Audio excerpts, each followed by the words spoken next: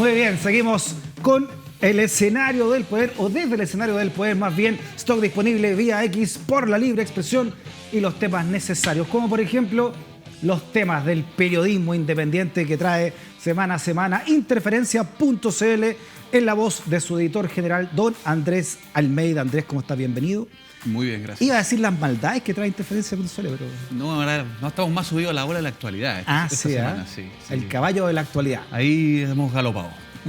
Bueno, comencemos con la actualidad del día, ¿no? La noticia del día que fue la que finalmente la renuncia de Ignacio Briones al Ministerio de Hacienda para comenzar una carrera presidencial. Y ustedes justo traen un perfil, escrito antes de la renuncia, pero cuando se sabe obviamente que esto iba a ocurrir, ¿no? Sí. Dice: aventura presidencial, Briones deja Hacienda con el país en recesión. Y en medio del debate por las portadas, una nota de Carlos Tromben señalando que Ignacio Briones, ¿no?, quien deja al país con 8 meses de crecimiento negativo y con el recuerdo de haber pasado hambre, dice, emprende una aventura ahí donde ex colegas suyos fallaron estrepitosamente.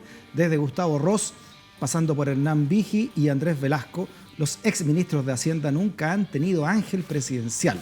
¿Lo tendrá el ministro de las bufandas, favorito de la prensa oficialista?, se pregunta Carlos Tromben.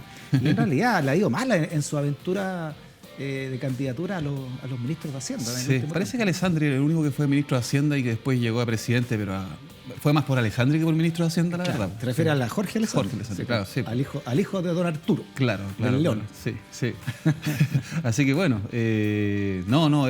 interesante este perfil. Nosotros, bueno, obviamente nos devoramos la prensa dominical. ¿Ya? Y fue impresionante la cantidad de portadas a favor de Briones, ¿no? Y no había ninguna especie de evaluación de lo que había sido el ministro de Hacienda que en los números llevó al país en el peor estado. Evidentemente esto se debe a una pandemia, o sea, hay una serie de circunstancias externas que son muy difíciles de manejar, pero la evaluación de cómo tú manejas el buque cuando hay tempestad es lo que te hace bueno o mal marinero, y en este caso hay muchos elementos que te muestran que Briones quería inaugurar un periodo de mucho diálogo. Él hablaba mucho de por qué fracasan los países, un libro que te habla de que la equidad tiene que crecer, claro. Lo dijo en ENADE, pero no hizo ningún plan para eso, y en lo concreto, el actuar que hizo Briones fue siempre hacia, digamos, mayor inequidad económica y sin salvataje.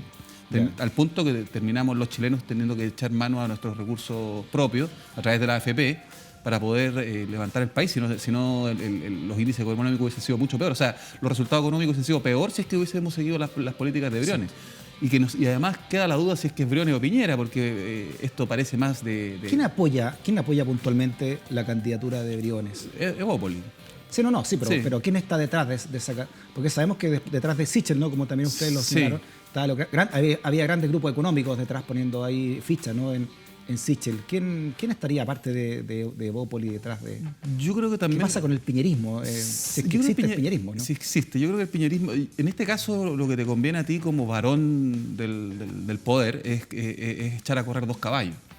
Probablemente estén echando a correr a Sichel y a Briones a ver cuál llega antes. Entonces, de alguna manera tú le ponís fichas a ambos, ¿no? Piñera en particular, yo creo, pero eso ya es solamente una apreciación personal, yo creo que está con Sichel. Yo creo que han tirado a Sichel con mayor distancia. Hay apoyos claros de Sichel, de empresarios, de políticos transversales. Mira tú el enredo que está en RN, porque el partido no quiere dar libertad de acción a los militantes para apoyar a Desbordes o a Sichel. Entonces... se produce un escenario político bien interesante. Ahora, lamentablemente, en esa foto no se ven los tatuajes de Sichel, que podrían darle un poquito más de voto, ¿no?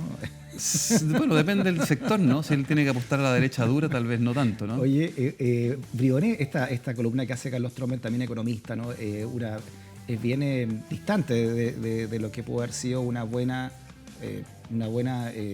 trabajo de Briones a cargo del ministro de Hacienda. Le toca así a Briones 2 momentos complicados, que es el estallido social y también la pandemia, pero donde también demuestra que las arcas fiscales la manejó con puño de hierro, ¿no? Sobre todo en la discusión también del 10% del retiro de la AFP, donde también tuvo una mirada bastante contraria a ese retiro del 10%.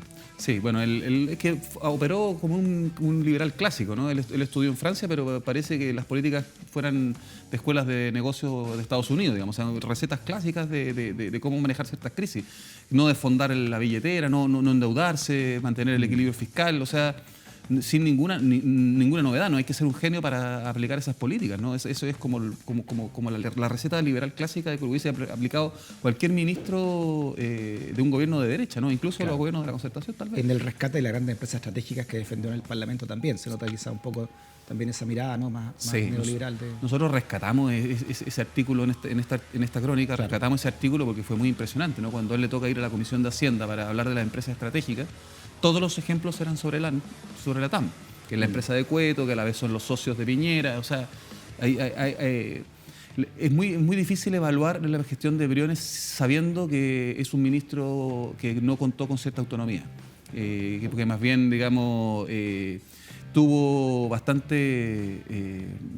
bajo bastante la influencia del propio presidente, ¿no? Entonces, de alguna manera, entre los periodistas económicos se decía que Briones más bien era, digamos, el ministro de Hacienda subrogante, por decirlo de alguna manera, y que el verdadero ministro de Hacienda era Piñera. Claro, también en ese afán de Piñera de cubrirlo todo, ¿no? De él estar ahí, como se ha notado también, de manera comunicacional, que siempre está al frente de las principales noticias y, claro, en la economía también es su área, así que me imagino la presión que debe haber tenido encima de sus ministros. Y hay varias anécdotas, ¿no? De una conferencia de prensa que no se hizo nunca porque Piñera no terminaba de revisar los datos de Briones. Eso no se lo hubiese hecho nunca Felipe Larraín, ¿no? O sea, también tengo la sensación, toda una impresión, ¿no? Pero que era como una especie como de pasante de ministro de Hacienda para Piñera, y Piñera nunca le dio la confianza como para dirigir la economía del país. Entonces, yo creo que nunca Briones desplegó sus propias ideas. Como te decía, en esa ENADE, él habla de este país, del por qué fracasan los países. Ahí hablamos con varios economistas, con esta economista alemana, ¿no? Un apellido medio impronunciable, ¿no? Sí, ese libro bien interesante, está hecho por dos periodistas estadounidenses, pero habla básicamente del por qué fracasan los países, las naciones, depende de la traducción. Sí. Es porque se dedican también a esta economía extractivista, ¿no? Sí. Que hace que haya mucha separación entre ricos y pobres. Y de una élite muy afincada. Exacto, en estas faenas extractivistas. Sí. Pero no veo que en Chile se haya desarrollado otra hace mucho tiempo, no es culpa solamente de Briones, sino que desde hace décadas ya que se viene profundizando precisamente este modelo extractivista. Esa fue la ENADE del año 2019, del 2020. Y claro, uno se preguntaba en ese momento, oye, yo fui a la ENADE, era súper entretenida su ponencia, pero parecía la de un gran profesor. No parecía la ponencia de un ministro de Hacienda, porque si tú dices que quieres seguir por qué fracasan los países, entonces ¿cuál es la agenda que hay detrás de eso? Nunca hubo una agenda de redistribución, ni de ampliación del poder económico, ni de apertura a las élites. Bueno, tiene que hacerse más conocido entonces Briones, así que nosotros le queremos recomendar una estrategia comunicacional. Ahí está, si ustedes están de acuerdo, pueden hacer un reportaje parecido en interferencia.cl, por si el ministro Briones quiere hacerse más amigo de la gente, ¿no? Ah, sí, claro. De repente lo agarra Lun, ¿no? Y le hace un reportaje. Sí, además los ministros de Hacienda son personajes que son lejanos primero, ¿no? Porque están manejando, y son los que dicen que no, entonces es muy difícil, yo veo, por lo menos, evalúo políticamente muy difícil la posibilidad de que Briones prenda. Yo creo que él tiene cierto carisma, pero su paso por Hacienda, la verdad es que la gente no lo va a recordar. Piensa tú que volvió a hablarse en Chile de la palabra hambre. Y eso, claro, la pandemia, lo que tú quieras, pero cualquier gobierno lo que hace mínimamente es alimentar a las personas como sea. Y a ese punto no se llegó. Llegó un momento en que había hambre. Bueno, va a tener que entonces enfrentarse a otro candidato, Mario Desbordes, que fue ratificado en este consejo, en este polémico, ¿no? Consejo General de RN, y ustedes también traen una nota al respecto esta semana en interferencia.cl, Andrés, que dice que nueva renovación nacional, el partido que los díscolos de RN están pensando fundar sin Desbordes. ¿Viene un quiebre? Se pregunta este artículo de Laura Landaeta y tuyo también, Andrés. Sí. En una idea tal vez prematura, pues no parece ser el momento para una decisión, dado el calendario de elecciones nacionales y partidistas. Pero la idea ya cobra cuerpo al punto en que tiene un nombre tentativo, el que circula entre los círculos de Carlos Larraín. Esto es en un contexto en que Francisco Chaguán, congelado actualmente en RN, decidió deslucir la nominación de Mario Desbordes como candidato presidencial de RN. Esto es lo que hace 100 años justo decía Edwards, este gran cronista de Andrés Edwards, decía que esto era la fronda aristocrática. Sí, yo quería poner eso en el título, pero la Laura no me dejó porque decía que no se iba a entender. Ah, no, pero ese libro es clásico de Alberto. Sí, al final optamos por no ponerlo, pero bueno. ¿Verdad que podría haber un partido que se cinde de RN? ¿Los más conservadores de RN? ¿Carlos Larraín y compañía? No ahora, porque la ley antidíscolos es muy brutal con aquellos que se cinden en periodos preelectorales. Ya. O sea, que es una ley que se hizo para bloquear, digamos, todo lo que pasó con Marco Enrique Ominami, con Escalona, claro, todo ese tema. Se hizo esta ley que es bien dura, digamos. O sea, no podrían tener candidatos, no podrían participar, no podrían ser los candidatos de RN, etcétera. Pero es una idea que está cuajando con fuerza porque es bien particular la emocionalidad que tú puedes percibir en el reporteo de lo que está pasando en Renovación Nacional. Es una decisión de clase, es una decisión de pensamiento de un partido que creció mucho, pero ese crecimiento hizo que llegaran grandes tensiones internas, ¿no? Y esas tensiones internas tienen que ver con la capacidad de desbordes, de liderar un ala importante de este partido, que es más de clase media, que es más, lo hemos reporteado, ¿no? Que se estudió en la educación pública, que es de regiones, o sea, que tiene unas características distintas a la Renovación Nacional de Sergio Onofre Jarpa, ¿no? Que es un... Pero ¿cuál es la raíz de esta pugna contra Mario Desbordes? Públicamente Carlos Larraín lo acusa de haber entregado a la Constitución, ¿no? Por este acuerdo que se firmó en noviembre de hace 2 años, pero después del estallido. Pero ¿cuál es la verdad que ustedes reportearon? ¿Perteneces o no perteneces a una élite? Y el núcleo duro, fundador de RN o del ADN del Partido Nacional antiguo, ¿no? Ese no acepta que Mario Desbordes sea un influyente, no permite, digamos, de que emerja un liderazgo que venga de las clases medias, es carabinero, o sea... Estudió el liceo público. Claro, sí, claro. Entonces hay algo ahí con no aceptar de que alguien que viene de abajo se transforme en la cabecilla no solo del partido, sino además el candidato presidencial del partido. ¿Clasismo? ¿Están tratando un clasismo de estos partidos? Es clasismo hecho y derecho, digamos. Pero eso pero también es poder. Porque lo dijeron en la nota, o sea, se notan en el tono y también lo reconocen los propios lados desbordistas, ¿no? Se sienten atacados por clase, digamos. Entonces eso es un parte de la percepción de ellos. Pero no es solo clasismo, el clasismo también es una manera o sea, hay mayor clasismo cuando hay más competencia de clase. Y lo que hoy día hay es una competencia fuerte de un sector más de clase media que le disputa ese nicho a los viejos estandartes. Ahora, Carlos Larraín. Arrasó la interna contra Chaguán. Bueno, Chaguán dicen que se bajó porque sabía que estaba perdido y por varios votos. Y por rayarle la pintura también, yo creo, un poco a Desbordes, ¿no? O sea, es un poquito le hizo un Trump, se mandó un Trump también, ¿no? O sea, no aparezco en la foto, no reconozco. 269, 270 votos a favor. Sí. Y apenas 80 rechazaron la candidatura de Mario Desbordes, ¿no? Sí, porque ahora viene otra pelea, porque lo habíamos hablado, ¿no? El Sichel.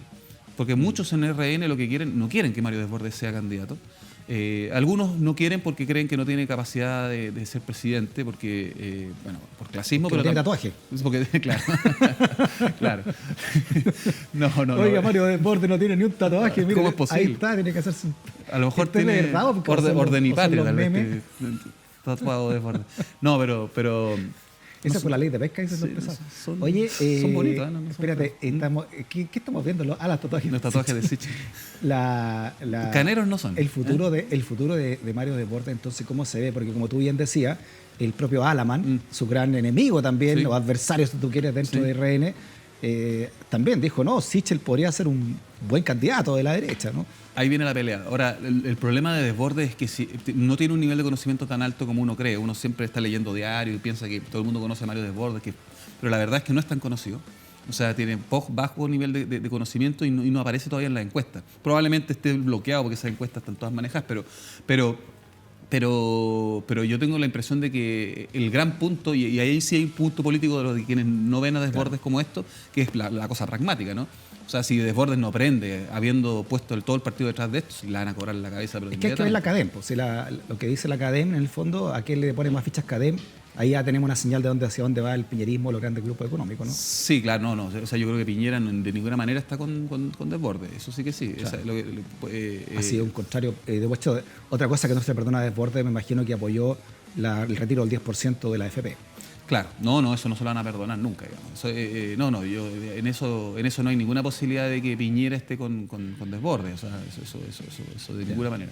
Lo cual es un activo para Desbordes. va a tener que saber manejarlo bien, ¿no? Para no parecer un desleal, pero por otro lado, bueno, quizás el tema de la AFP ya fue, que lo hizo, pero falta conocimiento de desborde y falta presidenciabilidad, Ángel, ¿no? Sí. Que es lo que le va a faltar probablemente a Briones.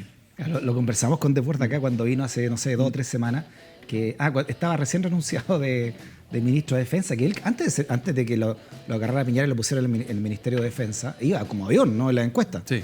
Cuando era diputado y presidente de RN, ¿no? Sí. Por todo lo que había hecho en favor del 10%, entre otros temas de la agenda social de una derecha renovada, que sentía también Desbordes que estaba liderando, pero se metió en un congelador como parte del ministerio, ¿no? Pero también te da presenciabilidad, porque si tú te fijas, es muy raro tener un candidato que no ha sido ministro, que no ha sido, por último, alcalde, ¿no? Es como los parlamentarios no se ven como que tengan capacidades ejecutivas. En cambio, cuando ha estado de ministro, se dan cuadrados los generales. ¿Ya? Te da cierto estatus como de administrador. Eso son cosas, digamos, como que entran en el inconsciente, ¿no? Entonces yo creo que no fue tan mala la jugada, porque haberse quedado de diputado liderando facciones, y además con facciones que están sumamente complejas, porque el mismo sector de Desbordes tampoco es homogéneo. Entonces, claro, tienes evangélico ahí. Claro, entonces también manejar esa complejidad también era complicado, y cuando tienes que hacer renuncias también para los sectores más liberales, ¿no? Que como por ejemplo el tema de pactar con Kast. Muy bien, vamos a ver cómo sigue, ¿no? Tú dices que la ley antidíscolo tiene frenado a este grupo para que se cinda de RN, pero el año es largo. El año es largo. Y faltan muchas elecciones. No, y después de eso, o sea, está dando vuelta la idea. Y además con el sistema electoral no es tan absurdo. ¿Quién es, dice esta nota de interferencia.cl, el general Toro Tazara, el inamovible director de la ONEMI, imputado por el caso FAM y cuestionado por el caso Mansiones? Laura Landaeta y Diego Ortiz la escriben. Falla en la alerta sísmica, ¿no? Se puso de moda este caballero por esto, ¿no? Sí. Protegido por Rodrigo Hinspeter, llegó al cargo el 2012, conservando durante 8 años y 3 gobiernos. El actual ministro del Interior, Rodrigo Delgado, no lo tocó luego del masivo fallo de alerta sísmica. Tampoco lo hizo el ministro de Defensa, Valdo Procurica, cuando fue imputado por el millonario fraude al fisco de 3.000 millones de pesos. ¿Qué tal? ¿Quién es este caballero Toro Tazara? ¿Por qué 3 gobiernos? Lo mantuvo la presidenta Bachelet, entonces también en el... Lo mantuvo la presidenta y varios ministros del Interior que son de quien depende, ¿no? Y además es el primer gran director de la ONEMI posterior al terremoto, ¿no? O sea, claro, después del terremoto, la ONEMI quedó en un estado bastante calamitoso, peor que el país probablemente. Y pasaron un par de años y finalmente Piñera dio con este nombre para que lo pone. En realidad lo pone Hinspeter. ¿Quién es? ¿De dónde sale este general? Él es un general que estuvo, cuando era joven oficial, estuvo en fuerzas de paz en Israel, colaborando con el ejército israelí. Fue también un general que estuvo en Haití. Fue parte del comando de primera respuesta al terremoto del 2010. Momento en el cual dramáticamente fallece su esposa en ese mismo terremoto, ¿no? Sí. Entonces es un general que tiene bastantes pergaminos, ¿no? Tiene bastantes posgrados, tiene digamos cierto perfil para haber llegado a la ONEMI. Eso yo creo que se le reconoce unánimemente, ¿no? Es complicado poner exmilitares en cargos como esos, ¿no? Acuérdate además que lo que pasó el terremoto del 2010 no solamente fue el ataque a la ONEMI, o sea, no fue las críticas a la ONEMI, sino también al Shoah, ¿te acuerdas? Sí, la Armada. Entonces que hayan puesto un ex general de ejército también era una situación media compleja, ¿no? Entonces, bueno, pero lo pone Hinspeter. Esto es lo que hemos nosotros logrado ministro establecer. Del Interior de Sebastián Piñera. Sí, y que después es ministro de Defensa, ¿no es cierto? Y lo pone Hinspeter, y de alguna manera logra Hinspeter que él sea, digamos, una especie como de parte del inventario de la ONEMI en ese par de años que está. Él se va de Interior, pero se va a Defensa, pero el siguiente ministro del Interior lo mantiene. No fue mucho tiempo, pero lo mantiene. Después lo curioso es que los ministros sucesivos de Bachelet lo mantienen también en el cargo. ¿Cuál es la teoría de eso y en qué cosa estaría implicado este general? Yo creo que lo mantienen porque tiene un perfil técnico que es adecuado. Ahora, es adecuado hasta que queda esta escoba, ¿no? O sea, uno dice, ok, es adecuado hasta que queda, digamos, esta alarma que salta, que más o menos recordó a todo el terremoto, ¿no? O sea, fue un problema de alarma, claro, fue una sobrereacción y no una subreacción. Pero igual, en la mitad de una pandemia es grave, ¿no? Porque tú pones a la gente a exponerse al virus. Entonces, lo que pasó después es que empezaron a aparecer los casos militares. Y me pareció el caso Mansiones, que lo reportó Zipper, no sé si te acuerdas de ese caso, donde él fue general de zona en el norte, no me acuerdo cuál, del Comando Conjunto Norte, y según lo que aparece en Contraloría, él había pedido una casa mínimo 300 millones de pesos, porque eso era la dignidad del cargo, ¿no es cierto? Perfecto. Y así varios oficiales de ejército... Que era una usanza de los generales. Claro, de la época de Fuentealba. Parece que Fuentealba le puso ese espíritu aristocrático al ejército, como si fuera el ejército prusiano, claro. Sí, como puros varones. La cosa republicana señorial, sí, así. Claro. Fuentealba y el FAM. ¿Cuál es el caso FAM? Y bueno, y después aparece FAM. Nosotros este artículo lo tiramos entre Pascua y Año Nuevo, que nos llegó la información, pero en septiembre fue procesado como imputado Toro Tazara, porque él había sido parte del equipo íntimo de Fuentealba, entiendo, que manejo de los dineros, ¿no? Que tiene que haber sabido con respecto de todo este fraude al fisco que hizo el ejército, 3 comandancias en jefe seguidas, ¿no es cierto? Claro. Para poder cubrir un hoyo por una estafa que hizo esto FAM, ¿no? Que es una especie de fondo de administración militar con el cual estafaron a varios oficiales y suboficiales de Aysén. Ustedes han tenido varias notas al respecto, ¿no? Claro, sí, varias notas al respecto. Se hicieron centros culturales, no sé, para poder tapar ese hoyo, ¿no? Sí, era